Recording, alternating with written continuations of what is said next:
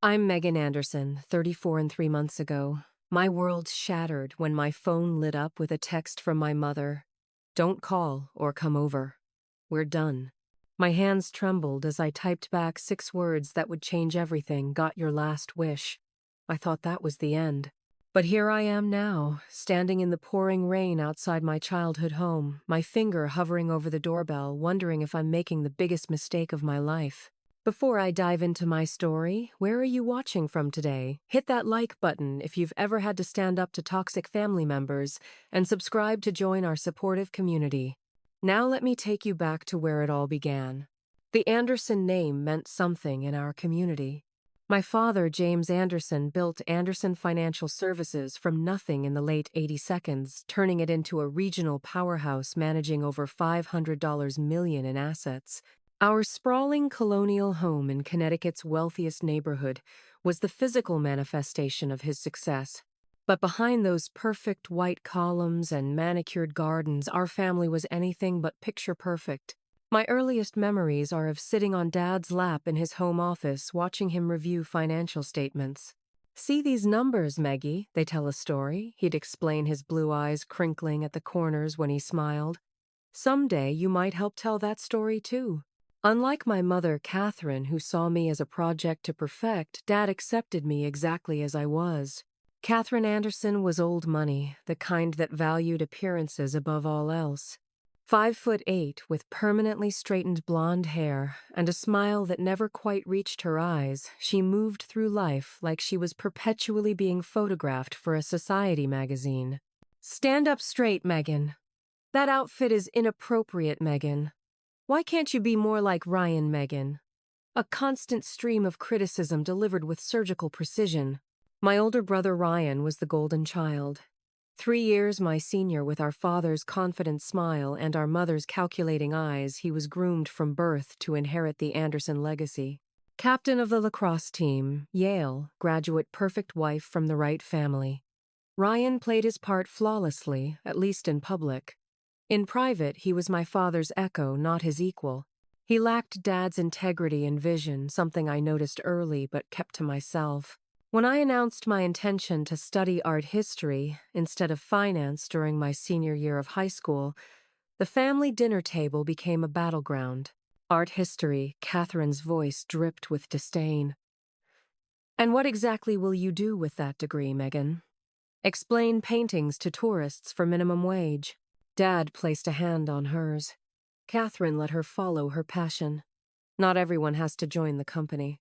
"That's obvious," Ryan snorted, cutting into his steak. "Can you imagine Megan trying to close a deal? She'd probably start crying if someone raised their voice." I learned to endure these Sunday dinners and holiday gatherings, finding refuge in the quiet moments with Dad afterward, when he'd ask about my latest projects with genuine interest. "You see things differently, Meggie," he'd tell me. "That's your gift. Don't let anyone take it from you." After college, I built a modest career as an art consultant for corporate spaces, occasionally handling acquisitions for Dad's company, but mostly working with other clients. Catherine viewed my independence as a personal affront, while Ryan treated my career as an amusing hobby. Only Dad defended my choices, often incorporating my expertise into the company's client experiences. 6 months ago, on an ordinary Tuesday morning, everything changed. I was selecting artwork for a new client when my phone rang. Ryan's voice was uncharacteristically subdued. "It's Dad. Heart attack. He's gone, Meg." The funeral was a blur of black suits and murmured condolences. Catherine stood like a statue, accepting sympathy with rehearsed grace while barely acknowledging my presence. Ryan handled the arrangements efficiently, as if organizing a business meeting. I felt disconnected from their performative grief, seeking solace instead by the koi pond Dad had built when I was 8. 3 days later, we gathered in the wood-paneled office of Michael Stevenson, the family lawyer who had been Dad's friend for 30 years. His silver hair and kind eyes provided the only warmth in the room. James was very specific about his wishes. Michael began adjusting his reading glasses. "The estate is straightforward. The house goes to Catherine with provisions for maintenance and staff. Personal assets are divided equally between Ryan and Megan. Catherine nodded stiffly while Ryan checked his watch. As for Anderson Financial Services, Michael continued, James has allocated 60% of shares to Ryan, 30% to Megan, and 10% to remain in trust for charitable purposes. The temperature in the room seemed to drop 20 degrees instantly. That's impossible, Catherine whispered, her perfect composure cracking. Megan has no place in the company. Ryan's face flushed red. This is a mistake. Dad would never. It's no mistake, Michael interrupted firmly. James was of sound mind and extremely clear on this point. He specifically said Megan brings a perspective the company needs. He wanted both his children involved in his legacy. As the implications settled over the room, I felt a strange mix of grief and vindication wash over me. Dad had believed in me, after all, enough to ensure I would have a voice in the family business. Looking at the fury building in my mother's eyes and the contempt in my brother's, however, I realized Dad's final gift might actually be a curse. The conference room of Anderson Financial Services felt like a courtroom the morning of my first official board meeting. 14 pairs of eyes tracked my entrance, most filled with curiosity, some with open hostility. The massive mahogany table gleamed under recessed lighting, my father's empty chair at the head, now occupied by Ryan, with Catherine seated regally at his right hand. "How nice of you to join us," Megan Ryan said, with a smile that didn't reach his eyes. "We were just discussing the transition plan." I took the only available seat directly across from my mother, whose gaze cut through me like ice. As I was saying, Ryan continued smoothly with my new position as CEO. I propose a restructuring of our investment strategy to focus on higher yield opportunities. Michael Stevenson cleared his throat. Before we proceed, I should remind everyone that according to James's instructions, major strategic changes require approval from both primary shareholders. A murmur rippled around the table. Ryan's jaw tightened. "Surely that's a formality," Catherine interjected. "Ryan has been preparing for this role his entire life, while Megan has been arranging paintings." Several board members chuckled. I straightened my spine. "Actually, I've spent the past week reviewing our portfolio and client list. Dad built this company on personalized service and conservative growth strategies. The ultra-wealthy clients who trust us do so because we protect their assets, not because we promise unrealistic returns." Ryan's smile turned predatory. "And where did you get your MBA, Megan?" "Oh, wait, you studied. What was it again? Renaissance painters?" "Art history," I corrected quietly. "And I've also managed my own successful business for 8 years, maintained a client retention rate of 94%, and yes, I understand financial statements." Dad made sure of that. Speaking of financial statements, I continued opening my laptop. I noticed some concerning patterns in our recent acquisitions. We've taken positions in several high-risk ventures that don't align with our established risk profile. The room went silent. A board member named Thomas Henderson leaned forward. "What specific concerns do you have, Miss Anderson?" Before I could answer, Ryan slammed his palm on the table. "This is absurd. We're not going to sit here and be lectured on financial strategy by someone who wouldn't know a hedge fund from a garden hedge." Ryan Michael cautioned, but my brother was already in full flight. "Let me make something perfectly clear," Ryan announced, standing to emphasize his height advantage. "Dad may have given you shares out of sentimentality, but this company needs decisive leadership, not amateur hour. If you want to honor his legacy, sell your shares back to the family and stick to what you know." Catherine's nod of approval was almost imperceptible, but I caught it. "I'm not selling," I said firmly. "Dad wanted me involved for a reason, and I intend to respect that." The weeks that followed were a masterclass in corporate warfare. My office previously, a storage room hastily converted with a desk and chair, was relocated twice each time to a more remote corner of the building. Meetings were rescheduled without my knowledge. Reports arrived on my desk only hours before discussions, giving me minimal time to prepare. Despite the obstacles, I persisted in reviewing company records, often working late into the night. A pattern emerged in Ryan's investment strategy. He was funneling significant resources into ventures connected to Westfield Capital, a competitor led by Richard Chambers, a man known for aggressive tactics and questionable ethics. When I raised these concerns during the next board meeting, Ryan dismissed them as paranoid conspiracy theories from someone desperate to seem relevant. Catherine suggested I was embarrassing myself and tarnishing the family name with my accusations. If you can't be supportive, she added icily, perhaps you should reconsider your position. The company began to divide into camps. Most executives who owed their positions to Ryan's patronage aligned with him. A few longtime employees who had worked closely with my father showed me subtle support, slipping me information when they could. One evening, I returned to my office after a client meeting to find the door ajar. Inside, my computer screen had been smashed and spray painted across the wall in harsh red letters were the words "sell" and "leave." Security cameras had mysteriously malfunctioned during the incident. When I reported the vandalism to Ryan, he shrugged it off as probably a disgruntled employee uncomfortable with the changes around here. The smirk playing at the corner of his mouth told a different story. I had never felt more alone or more determined to fight. "They're trying to intimidate you because they're scared," Stephanie Hamilton said, swirling her wine thoughtfully. We sat in my apartment's small kitchen, sharing a bottle of Merlot like we had countless times since we became friends in third grade. Stephanie and I had been inseparable growing up. The artistic misfit and the sporty tomboy united against the world. When other girls mocked my thrift store clothes, Catherine believed in building character despite our wealth. Stephanie stood up for me. When her parents divorced messily in 8th grade, she slept on my bedroom floor for 2 weeks. We'd remained close through college and into adulthood even as our paths diverged. "You should have seen Catherine's face when I questioned those investments," I said, refilling our glasses.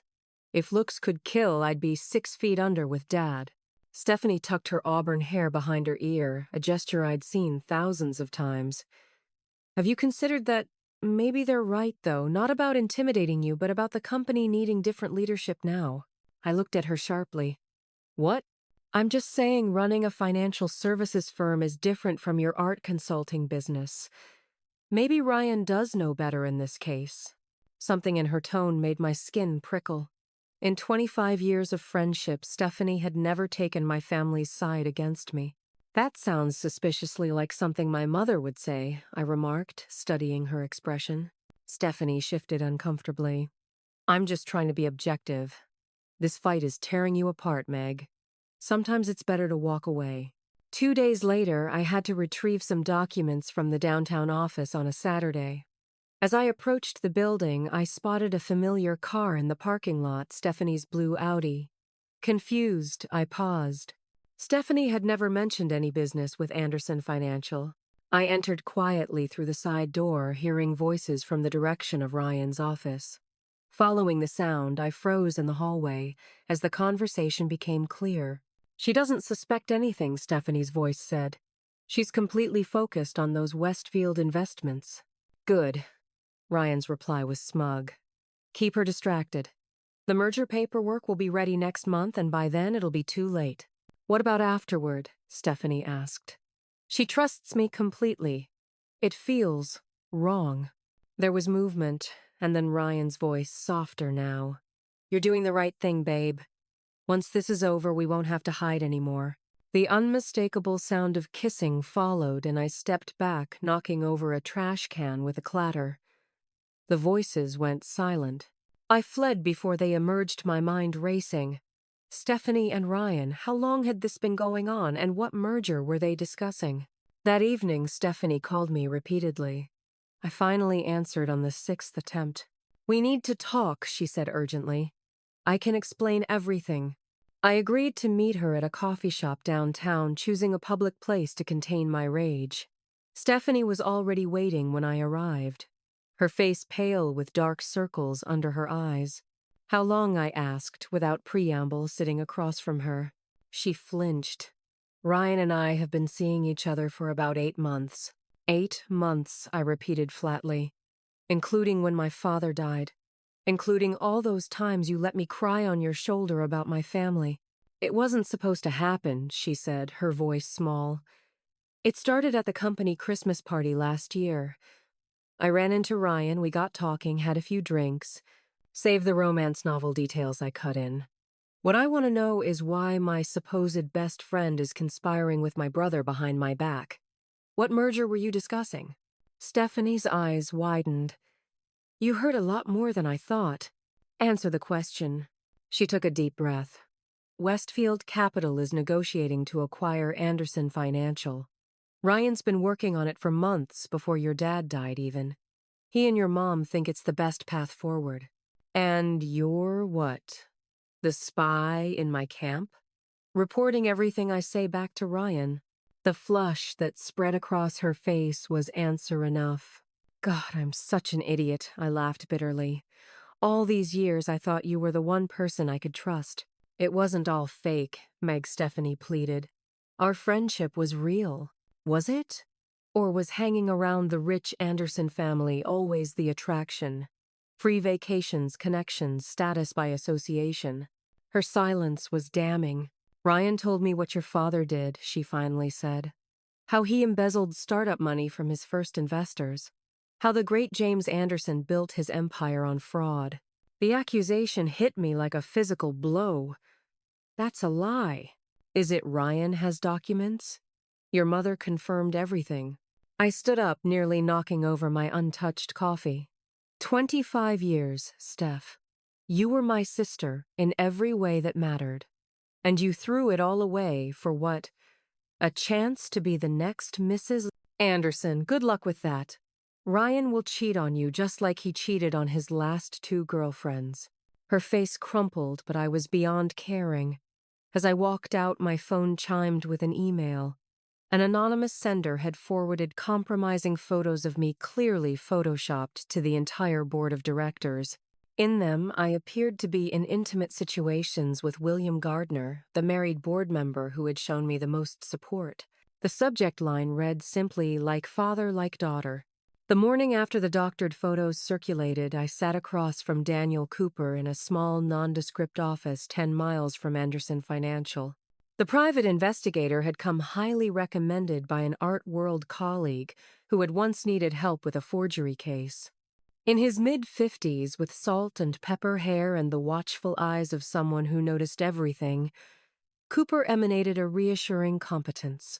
So these photos appeared right after your confrontation with Miss Hamilton, he confirmed, reviewing my timeline of events. Yes, I replied. The timing wasn't subtle. Cooper nodded. Rarely is with amateur blackmailers. The good news is that crude photoshops are relatively easy to prove fraudulent. The bad news is that damage control is harder than prevention. I'm less concerned about my reputation right now than understanding what my family is really up to, I explained. If they're willing to do this, what else are they hiding? Over the next 2 weeks, Cooper worked methodically. He analyzed the company's public filings, followed Ryan's movements, and established a background profile on Richard Chambers of Westfield Capital. Most valuable was his forensic accounting review of the documents I'd managed to obtain from Anderson Financial. We met again on a rainy Tuesday afternoon. Cooper laid out a series of reports on his desk.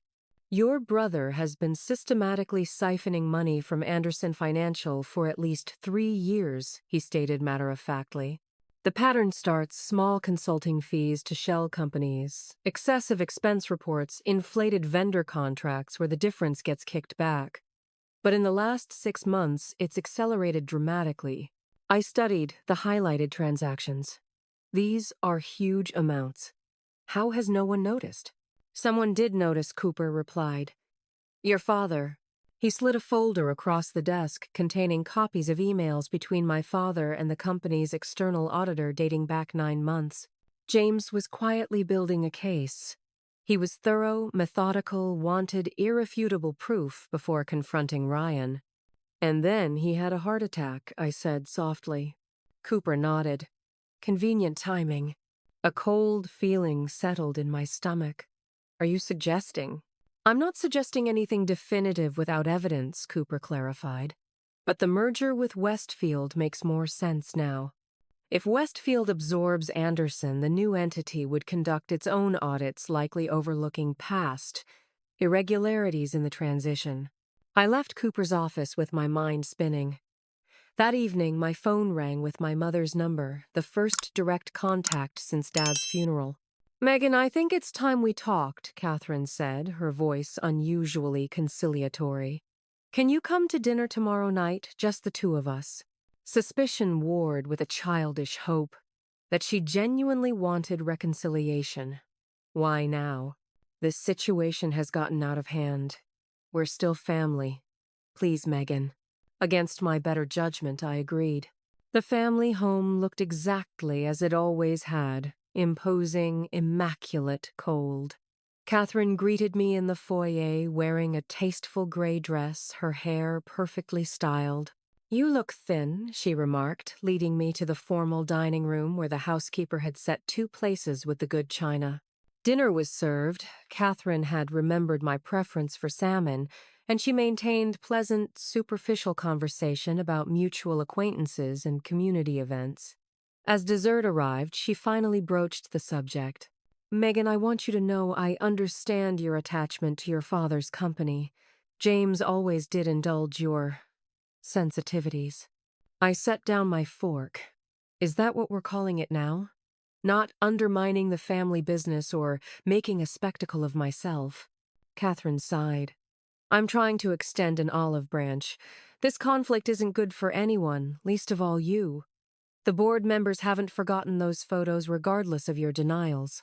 "Photoshopped pictures," I corrected. "Which I can prove." She waved dismissively. "Perception becomes reality in business. Your reputation is compromised. What do you want, Mother?" Catherine reached for her purse and withdrew an envelope. A clean break. "This is a very generous offer for your shares, well above market value. Take it, Megan. Start fresh, perhaps somewhere new. California, maybe? You always loved the light there." I didn't touch the envelope. "And if I refuse?" Her expression hardened. "Then the gloves come off. Those photos were just the beginning. Ryan and I have been patient, but our patience has limits." "I know about the embezzlement," I said quietly, "and the planned merger with Westfield." For a brief moment, shock registered on Catherine's face before her composed mask returned. "I don't know what amateur detective novel you've been reading, but those are serious, unfounded accusations. I have evidence. Dad was collecting it before he died." Catherine's eyes narrowed. "Your father died of a heart condition he'd had for years. A condition exacerbated by stress you're now causing with these ridiculous conspiracy theories." "I'm not selling," I stated firmly. She studied me for a long moment. "You always were stubborn, just like him. It will destroy you, too." She stood dinner clearly over.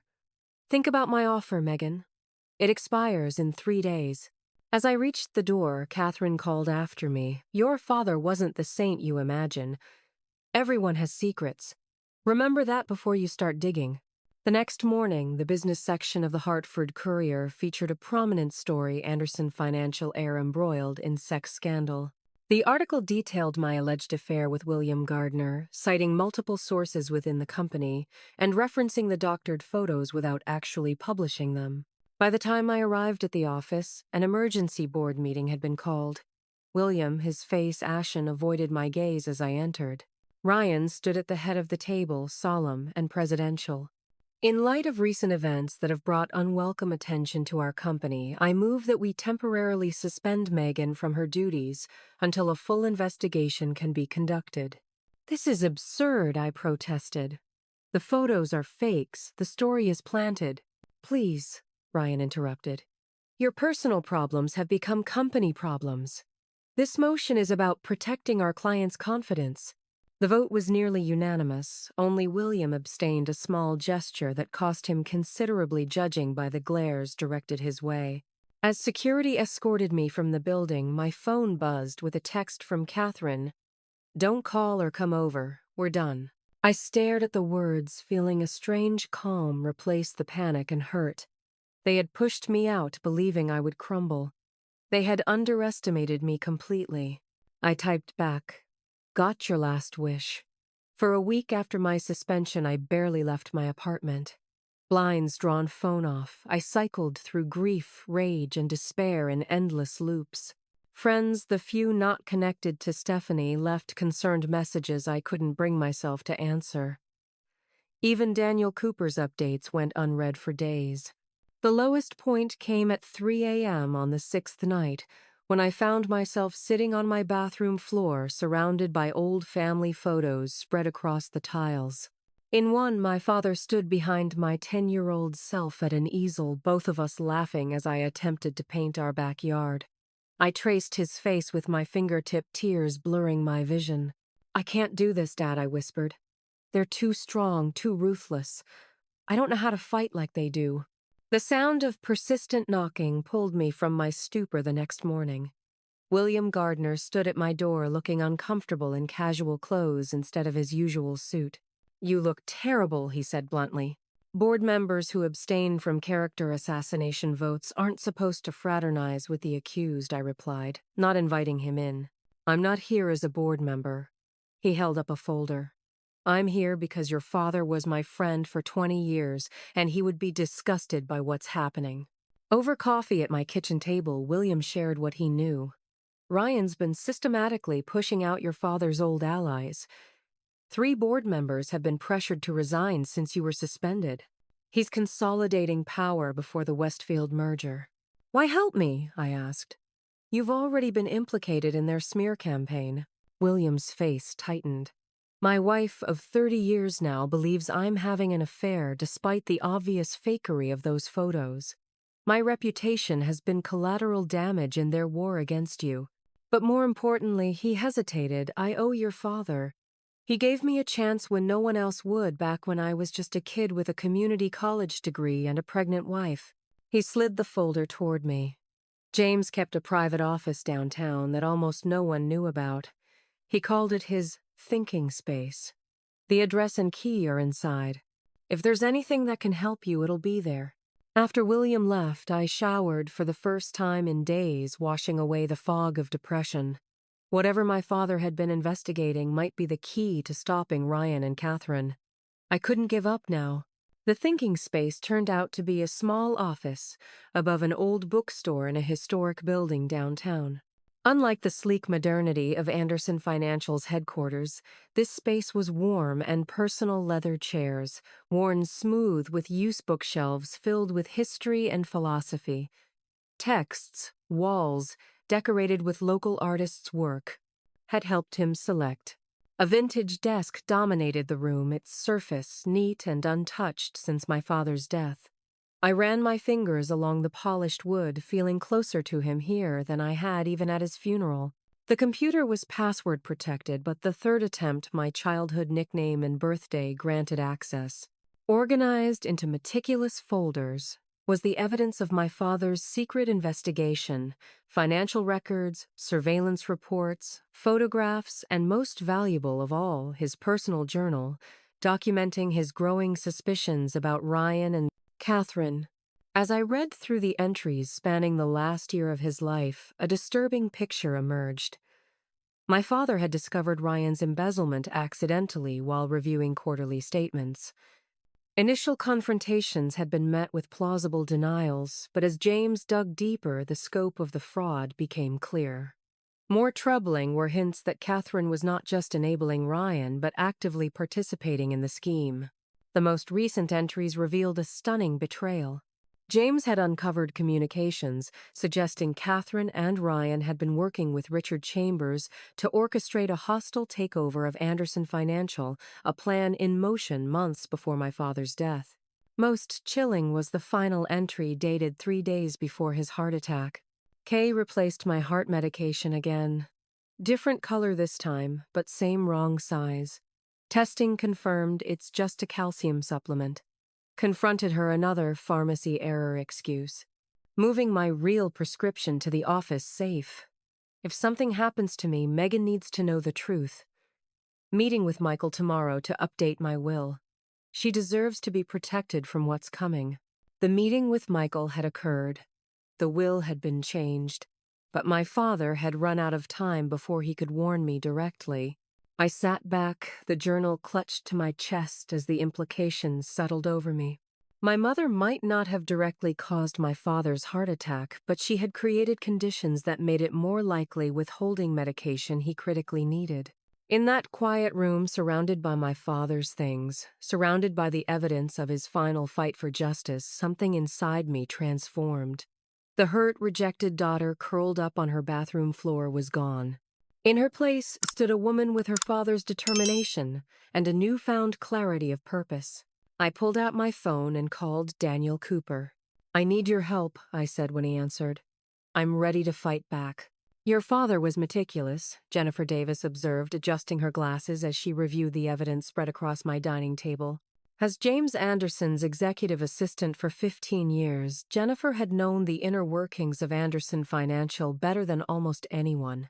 She had retired 2 weeks after Ryan took over a retirement she now confirmed had been forced. Ryan wanted his own people in key positions, she explained, pouring herself more tea. Anyone loyal to your father was systematically pushed out. "Who's still there that might help us?" I asked. Jennifer considered the question. "Thomas in accounting never bought into Ryan's charm. Maria in legal has been there since the beginning. She helped your father establish the company's ethical guidelines. And David in IT, he's kept his head down, but he and your father used to fish together." Over the next 2 weeks, I met discreetly with each of these potential allies, carefully assessing their trustworthiness before sharing what I knew.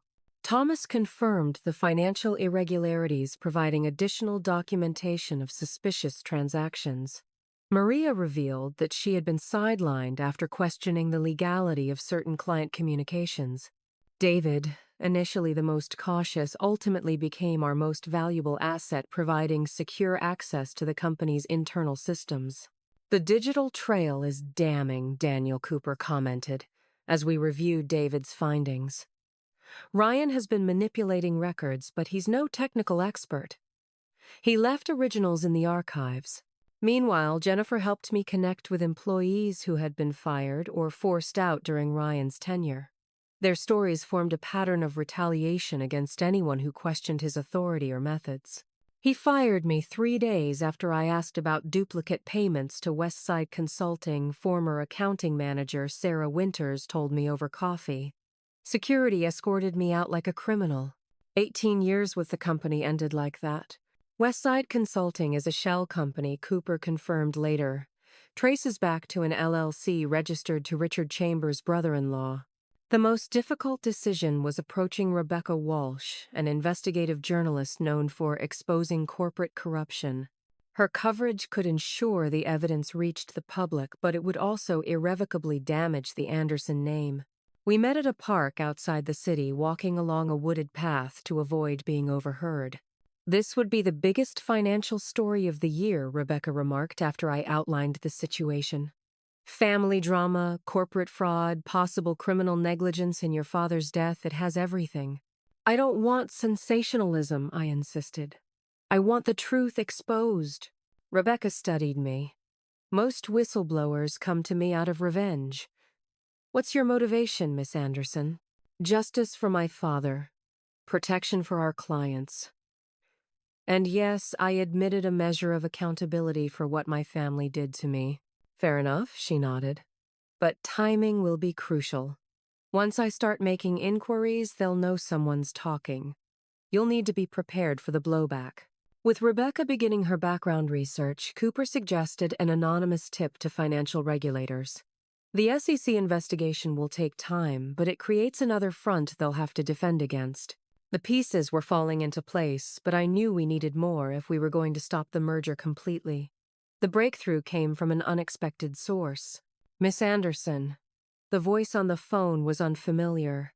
"This is Patricia Chambers, Richard's wife. We need to talk." We met at her vacation home in the Berkshires, well away from prying eyes. Patricia Chambers was an elegant woman in her 50s with shrewd eyes that missed nothing. "I know what you're doing," she said without preamble. "And normally I would mind my own business. Richard's affairs are his affairs." But I prompted. "But this time his affair involves your mother." She handed me an envelope containing photographs of Catherine and Richard in intimate situations at various hotels. This has been going on for over a year, while your father was alive. The betrayal shouldn't have hurt after everything else, but it still did. The merger isn't just business, Patricia continued. They're planning their future together once it's complete. Richard will divorce me, Catherine will control her share of the new company, and your brother will take the fall if the fraud ever comes to light. Why tell me this? Patricia's smile was cold. Because I built Westfield with Richard from nothing. I've tolerated his indiscretions, but I won't be discarded and cheated out of what's mine. Stop this merger, miss. Anderson and Yule have done us both a favor. Armed with this new information, I had Cooper investigate Ryan's personal finances.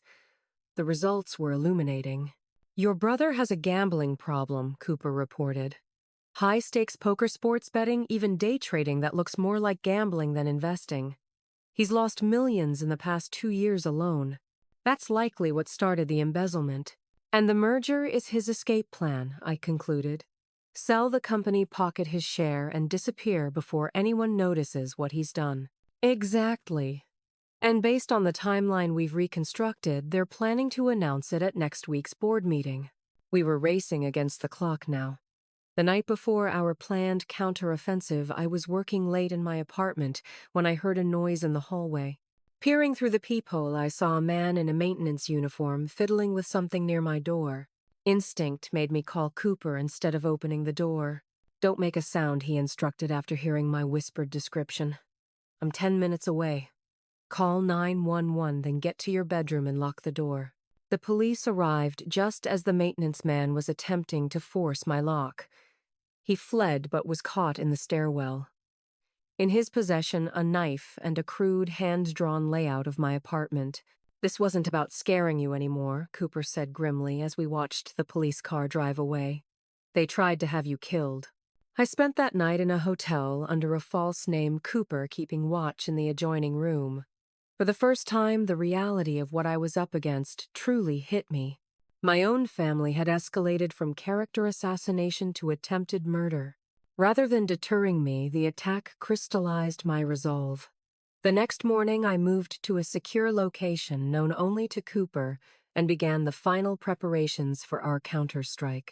The conference room at Anderson Financial buzzed with tension. Board members shifted uncomfortably, exchanging wary glances as they waited for the emergency meeting to begin. William Gardner had called it with the support of 2 other senior members, citing urgent governance concerns that cannot be delayed. Ryan entered with practiced confidence, Catherine following a step behind. Both faltered momentarily when they saw me seated beside William, calmly arranging documents. "What is she doing here?" Ryan demanded. "She's been suspended pending investigation." Miss Anderson was never formally removed from the board, William replied evenly. As a major shareholder, she has every right to be present, especially given that today's discussion concerns me directly, I added. Ryan recovered quickly, taking his seat at the head of the table. Fine, let's get this over with. I have actual business to attend to afterward. William stood. 2 weeks ago, I received documentation suggesting serious financial improprieties within Anderson Financial. Given the sensitivity of these allegations, I engaged an independent forensic accounting team to verify the findings before bringing them to the board. He distributed folders to each member. What you're looking at is evidence of systematic embezzlement totaling approximately $12.6 million over the past 3 years. Shocked murmurs filled the room as board members flipped through the detailed reports. "This is absurd," Ryan scoffed, though I noticed he didn't open his folder. "Some desperate ploy my sister has concocted." "The documentation comes from the company's own records," William continued, cross-referenced with banking data and verified by third-party experts. The money was diverted through shell companies and fraudulent consulting contracts, ultimately flowing to personal accounts controlled by Ryan Anderson. Catherine's face had gone pale. "This meeting is inappropriate. These accusations should have been brought to me first as a major shareholder." "We also have evidence," I said, speaking for the first time, "that you were aware of and complicit in the fraud, Mother." I nodded to David from IT, who entered with a laptop. He connected it to the room's projection system and played an audio recording. Ryan's voice. The SEC might freeze the accounts if they start digging. Catherine's voice. They won't. The merger will be approved before any investigation gains traction. Richard has assured me. Ryan, and what about Megan? She's still causing problems. Catherine coldly, I've told you before. Take care of it permanently, or I will. The room went utterly silent as the recording ended. That's doctored, Catherine stammered. Fabricated. It was recorded 3 days ago in Ryan's office, I replied. The same day, someone tried to break into my apartment with a knife and floor plans. This is outrageous, Ryan shouted, standing so abruptly his chair crashed to the floor. I won't sit here and be accused. There's more, William interrupted. A planned merger with Westfield Capital negotiated secretly and without board approval intended to obscure the financial fraud and allow both of you to exit with millions while leaving the company vulnerable to asset stripping. Board member Thomas Henderson removed his glasses. Is this true? A merger agreement without board consultation violates our bylaws and fiduciary duty. Of course it's not true, Ryan sneered. This is a coordinated attack. The boardroom door opened, and Rebecca Walsh entered with her photographer. Miss Walsh is here at my invitation, I explained. As a journalist covering this story, she can ensure transparency in these proceedings. Ryan's face contorted with fury. You invited the press to a private board meeting, security, he shouted toward the door. Security is aware of the situation, William said calmly. Given the evidence of criminal activity, they've been instructed to cooperate with the board's legitimate authority. Catherine stood shakily. This is a family matter that should be handled privately. Ryan may have made some questionable decisions, but nothing that can't be resolved internally. Attempted murder isn't a questionable decision, Mother, I replied. Neither is withholding Dad's heart medication. Her face went from pale to ashen. What are you talking about? I placed my father's journal on the table. Dad knew what you were doing. Both of you. He was building a case. That's why he changed his will to ensure I would have the power to stop you if something happened to him. James died of natural causes, Catherine insisted, but her voice wavered. Perhaps I acknowledged. But we have his journal documenting how you replaced his heart medication with placebos. The police will determine if that constitutes criminal negligence or worse. Ryan suddenly lunged across the table toward me, his face contorted with rage. 2 security guards who had been waiting outside rushed in and restrained him. You self-righteous bitch, he spat. You think Dad was some kind of saint. He built this company on other people's money just like I did. He just covered his tracks better. Ryan shut up. Catherine hissed. No, Mother, I'm done covering for everyone. You wanted Megan gone as much as I did. Take care of it permanently. Remember your words, not mine. As Ryan and Catherine turned on each other, William called for order.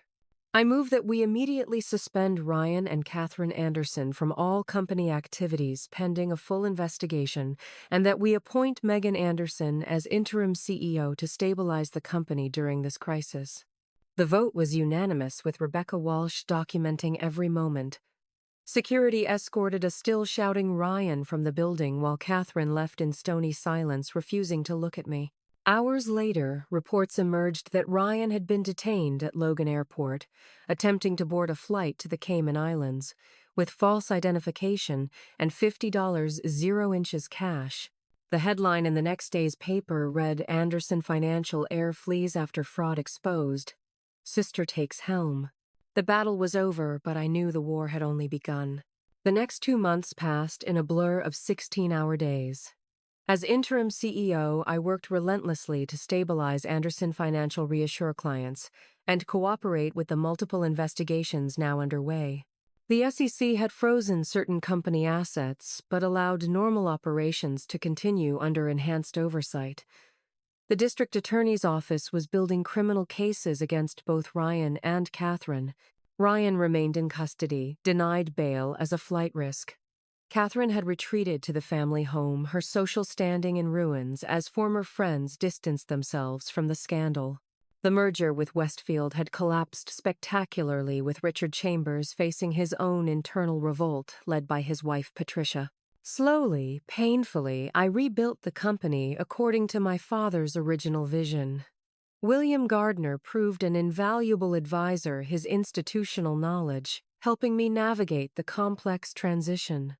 Jennifer Davis came out of retirement to serve as my executive assistant, her efficiency and loyalty beyond price. The media coverage eventually shifted from scandal to redemption, with several business publications featuring profiles of my efforts to transform Anderson Financial. The artistic executive, How Megan Anderson is Reimagining Her Father's Legacy, read one particularly flattering headline. Through it all, I maintained the secure apartment Cooper had arranged, unwilling to risk returning to my own place despite enhanced security measures. The attempt on my life had left psychological scars that would take time to heal. One rainy evening in late October, I was reviewing client portfolios when my phone rang with Cooper's number. "Catherine just left her house," he reported, without preamble. "My guy followed her to your old apartment building. She's been sitting in her car outside for 20 minutes. My heart raced. Does she know I'm not living there? Unclear. Want me to have local PD check it out? I considered the question, picturing my mother sitting alone in the dark. No, I'll handle it. Megan, that's not wise. She could be. I need to face her, Daniel. On my terms, not in a courtroom surrounded by lawyers and reporters. I'll be careful." Against Cooper's strong objections, I drove to my old apartment, asking him to keep surveillance from a distance but not intervene unless necessary. Catherine's black Mercedes was still parked across the street when I arrived. I pulled up behind it and approached cautiously. She didn't notice me until I tapped on the passenger window. Her head snapped around, eyes widening in shock. After a moment's hesitation, she unlocked the doors. I slid into the seat beside her, hyper-aware of my vulnerability in this enclosed space. Catherine looked diminished somehow, her designer clothes still impeccable, but her face drawn new lines around her mouth and eyes. "I expected the police," she said flatly. "Is that why you're here, to finally take care of things permanently?" She flinched. "I deserve that. But no, I don't know why I came." We sat in uncomfortable silence, rain drumming on the roof. "The DA offered me a deal today," Catherine finally said. "Testimony against Ryan for reduced charges. Are you going to take it?" "I haven't decided." She turned to look at me directly. "He's still my son, Megan, and I'm your daughter. That didn't seem to matter when you were plotting to have me killed." Catherine's eyes closed briefly. "I never thought he would, actually. I told myself he was just trying to scare you into selling." "That's a convenient rationalization." "Yes, it is," she admitted with surprising candor. "I've had many of those over the years. Your father would say they were my specialty." More silence stretched between us, heavy with decades of unspoken resentments and missed connections. "Why did you hate me so much?" I finally asked the question I'd wanted to ask since childhood. Catherine's laugh was brittle. "Is that what you think, that I hated you? What else would you call it?" She stared out at the rain-slicked street. "Fear, perhaps. Jealousy, certainly. But not hate." "Jealousy? Of what?" "Of how much he loved you." Her voice was barely audible. "James and I had a business arrangement more than a marriage. We both knew it. But with you, he actually loved you unconditionally. You had the real James. I only had the public version. That doesn't justify what you did." "No," she agreed. "Nothing does." She reached into her purse and I tensed. But she withdrew only a small leather journal. "James kept this in his desk. I found it after. After everything happened. I think you should have it." I took it cautiously, recognizing my father's handwriting on the first page I glimpsed. "It's from when you were born," Catherine explained. "He wrote to you every night for your first year. His hopes, his dreams for you, things he wanted to teach you." Her voice cracked slightly. "He never wrote to Ryan that way. Why are you giving me this now?" Catherine's gaze was direct, unflinching. "Because I want you to understand something. I didn't push your father to work himself to death because I was greedy or cruel. I did it because his love for you terrified me. I thought if he spent more time at the office, less time mentoring you, that special bond might fade. Instead, it only grew stronger.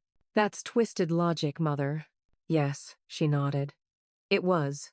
Just like convincing myself the medication switch was for his own good, because he wouldn't take his pills consistently otherwise. Just like telling myself Ryan's financial manipulations were necessary, aggressive business tactics. Just like believing you were trying to destroy the company rather than save it. She exhaled shakily. I've had a lot of time to reflect on my capacity for self-deception. Rain continued to fall, blurring the world outside the car windows. The police are coming, aren't they? Catherine asked quietly. Not unless I call them. She nodded, accepting this. For what it's worth, Megan, I am sorry. Not just for getting caught, but for all of it. For failing as a mother. For not seeing you clearly. For a moment I glimpsed the woman she might have been without the armor of bitterness and fear. It wasn't forgiveness I felt, but something more complex. A recognition of our shared humanity despite everything that had happened. What will you do now? I asked. Take the deal, she said decisively. Testify against Ryan. It's too late to protect him from the consequences of his actions. Of our actions. Maybe that's the one maternal thing I can still do, right? Hold him accountable. As she reached for her car keys, I noticed her hands trembling slightly. Why did you really come here tonight, Catherine? She paused, key halfway to the ignition. I wanted to see where you lived. To try to understand who you've become without my interference. To see if there was anything left to salvage. A sad smile touched her lips. But you weren't here, were you? You're too smart for that. No, I confirmed. I wasn't here. She nodded. Good. You learned to protect yourself from your family of all people. Starting the engine, she added. You're more like your father than either of us realized. He would be proud of you. As she pulled away into the rainy night, I remained on the curb, the journal clutched against my chest. I hadn't forgiven her, perhaps. I never would, completely. But for the first time I understood her, and that understanding felt like the first small step toward healing. 3 months after my confrontation with Catherine, I found myself walking through the sterile corridors of the Bedford Hills Correctional Facility for Women. The guard escorting me maintained a professional distance, but I caught the flicker of recognition in her eyes. The Anderson family saga had been headline news for weeks. Mrs. Anderson has the option to refuse visitors, the guard warned as we approached the visitation area. Even family. I nodded, having prepared myself for rejection. Catherine had pled guilty to reduced charges of financial fraud and conspiracy, receiving a 3-year sentence in exchange for her testimony against Ryan. Since her incarceration 2 months ago, she had refused all my previous attempts to visit. The visitation room was spartanly furnished with bolted-down tables and chairs. A few other families sat in hushed conversation, children fidgeting uncomfortably in the institutional setting. I took a seat at an empty table and waited. 10 minutes passed before the guard returned alone. Mrs. Anderson declines to see you today, she reported, without emotion. I had anticipated this, but still felt a pang of disappointment. Could you give her something? I asked, producing a copy of my father's journal, the one she had given me that rainy night, now carefully preserved in a protective covering. The guard hesitated. I'll have to check it for contraband. Of course. After a thorough inspection, she took the journal. I'll make sure she gets it. A week later, I received a brief note on prison stationery. I read it again. He loved you from the first moment. I should have done the same. K. It wasn't forgiveness or reconciliation, but it was something, an acknowledgement, perhaps the most honest communication we'd ever shared. Meanwhile, Anderson Financial was undergoing a transformation. With the board's approval, I had officially assumed the CEO position, implementing changes that honored my father's ethical vision while incorporating my own perspective. The art consultation business I had built served as a model for a new client approach, understanding their goals not just financially but personally, aligning investments with values rather than merely chasing returns. We lost some clients uncomfortable with the company's public struggles, but gained others attracted to our renewed commitment to transparency. In a symbolic move that garnered positive press, I renamed the company's charitable foundation after my father and dramatically increased its funding. The James Anderson Foundation focused on arts education for underprivileged youth and financial literacy programs, bridging my world and his. William Gardner remained a steadfast advisor, though he had announced plans to retire at year's end. "Your father would be amazed at what you've accomplished," he told me during a strategy meeting. "You've not only saved his company, but made it better." On a personal level, healing came more slowly. The betrayals Ryan, Catherine, Stephanie had left deep wounds. Trust didn't come easily anymore. I maintained my secure apartment, still unable to shake the fear that had become my constant companion after the attack. Daniel Cooper had transitioned from investigator to friend, checking in regularly and providing security advice. "Hypervigilance is a normal response to trauma," he assured me. "It'll fade with time." The most unexpected development came 6 months after the board meeting that had exposed everything. An email arrived from Stephanie. "I know I have no right to contact you. What I did was unforgivable. But I've been in therapy trying to understand why I betrayed the only real friendship I've ever had. If you're ever willing to hear an apology in person, not for forgiveness but for closure, I'd be grateful for the chance. S." I sat with the email for days, wrestling with conflicting emotions. The pain of her betrayal still felt fresh, but the weight of carrying that anger had become exhausting.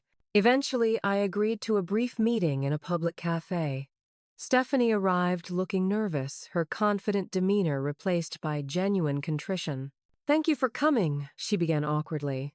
"I honestly didn't expect you would." "I almost didn't," I admitted. She nodded. "I deserve that. I deserve worse." Taking a deep breath, she continued, "I've been trying to understand why I did what I did. The therapist says I have patterns of attaching myself to people I perceive as powerful, first you and your family growing up, then Ryan. It's not an excuse, just context. You sold me out, Steph. 25 years of friendship." "I know." Tears filled her eyes. "I convinced myself it was just business, that you'd be better off with the money. But the truth is, I was jealous. You were building something genuine on your own, while I was still defining myself through connections to others. When Ryan offered attention status, the illusion of power, I chose that over our friendship." Her honesty was disarming. Not the practiced contrition of Catherine, but something raw, more genuine. "Ryan used you," I pointed out. "Just like he used everyone." "Yes," she acknowledged. "He did. And I let him because it made me feel important." She wiped her eyes. "I don't expect forgiveness, Megan. I just wanted you to know that losing your friendship has been the greatest regret of my life. What happened to you because of my actions. I'll never forgive myself for that." We talked for nearly an hour.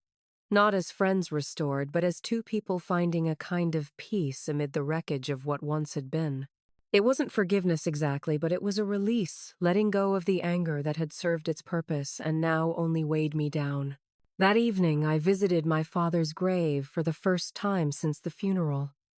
The autumn air was crisp leaves crunching beneath my feet as I approached the simple yet elegant headstone he had specified in his will. I sat on the bench nearby, watching the setting sun paint the cemetery in golden light. "I did it, Dad," I said softly. "I protected your legacy. Not the company, though, that's secure too, but the values you lived by. The things that actually mattered to you." I traced the engraving of his name with my fingertips. "I understand now why you left me those shares. It wasn't about the money or even the business itself. It was about trusting me to stand up for what's right, even when it's difficult. Especially then." Birds called to each other in the distance as shadows lengthened across the graves. Ryan's trial starts next month. Catherine's testimony will likely put him away for years. It's not a happy ending, but maybe it's a necessary one. The company was thriving under new management. The foundation was making a difference in young lives. I was finally sleeping through most nights without nightmares. Some wishes take longer to come true than others, Dad, but I'm working on it. I'm finding my way. As I walked back to my car, I felt a weight lifting, not completely gone, but lighter than before. The journey from that devastating text message to this moment had changed me irrevocably. I had lost my family but found my strength. I had faced betrayal and survived it. I had inherited not just my father's company but his resilience. The path ahead wouldn't be easy, but for the first time since that rainy night when I'd replied, "Got your last wish," I felt ready to embrace whatever came next on my own terms. What about you? Have you ever had to stand up to family members who betrayed your trust? Did you find forgiveness afterward, or was setting boundaries more important for your healing? Share your stories in the comments below. And if this story resonated with you, please like, subscribe, and share to help others who might be going through similar family struggles. Remember, sometimes the family we choose is more important than the family we're born into. Thank you for listening. And may you find the strength to face your own challenges with courage and grace.